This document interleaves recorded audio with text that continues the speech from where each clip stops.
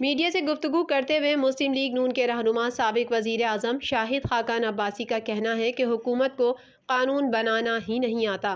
یہ حکومت تیسرا ترمیمی نیب آرڈیننس لے آئی۔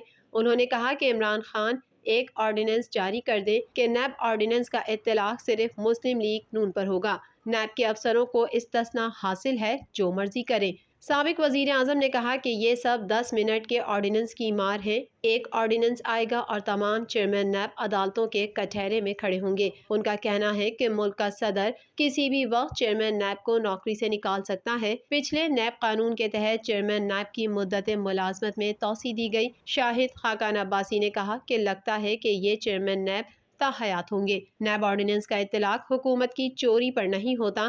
انہوں نے کہا کہ حکومت ہمارے خلاف کرپشن نہیں ڈھونڈ سکی۔ حکومت کی اپنی کرپشن گھر گھر پہنچ چکی ہے۔